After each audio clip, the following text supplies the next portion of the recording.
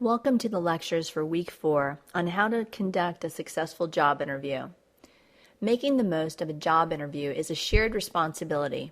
If you review the literature on how to prepare for all important face-to-face meetings, you'll find the advice applies equally well to both parties.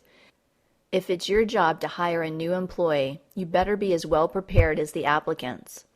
And there's no question that preparation is the key to a successful interview.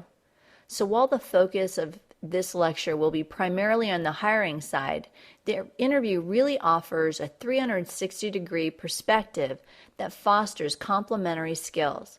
The good news is that if both parties have done their homework, the odds of a good fit for a position goes up. More mistakes are made in the first 20 minutes of an interview than at any other time. While you may not believe in matches made in heaven, the emotions that are stirred when you first meet a qualified candidate who seems to think like you or who senses that this is indeed the ideal job can be powerful. Anticipation and expectations run high, and you may suddenly have the sense of relief that this process can soon be over and you can get back to your real work. But this is when you should take a deep breath, review your hiring plan, and tell yourself that you never want to say, "If I had only known that before I decided to hire him." According to a respected consulting group, Drake B. Morin, nearly 80% of turnover is the result of mistakes made during the hiring phase. Furthermore, the most often cited failures are directly related to mismatches of culture.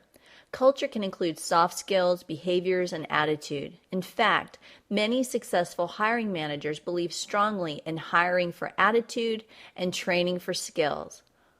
While this may seem a bit extreme, careful groundwork and preparation can help you ask focused, behavioral-based questions.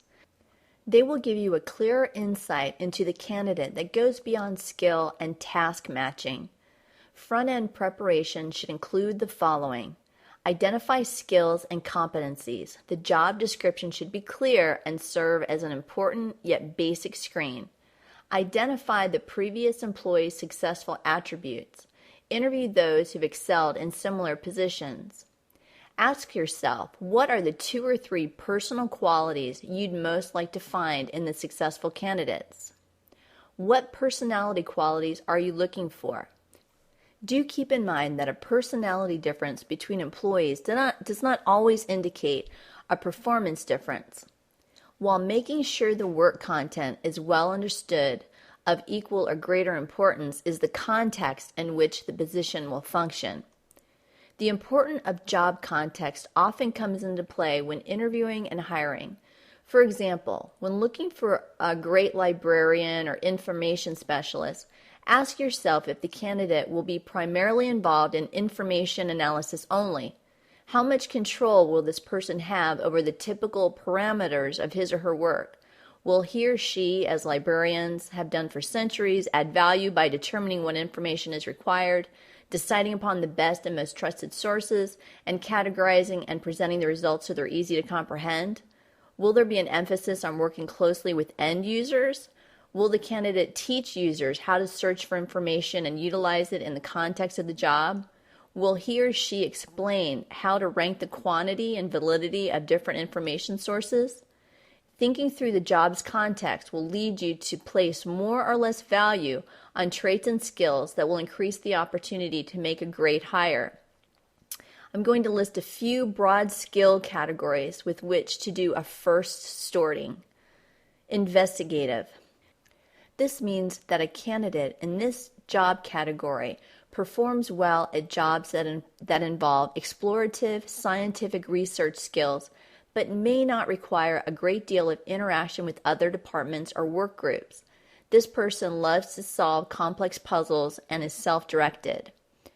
Another category is artistic. This is creative and open to experimentation. Good basic skill set coupled with enthusiasm and vision. Another category is the social category. A candidate that would fit into this category is a perfect team player, an enabler, and a teacher by inclination. Helping and agreeability is second nature. Another category is enterprising. A definition of this is persuasive and directing, gregarious by nature, with a natural inquisitiveness that's coupled with confidence. So after you've done all of your background work, you're now fully prepared for that all-important interview.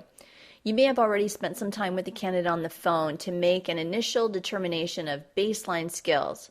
Before we open the door and meet this person, take a breath and review a quick mental checklist. First, listen, listen, listen. The 80-20 rule was never more appropriate. Allow the candidate to have 80% of the speaking time.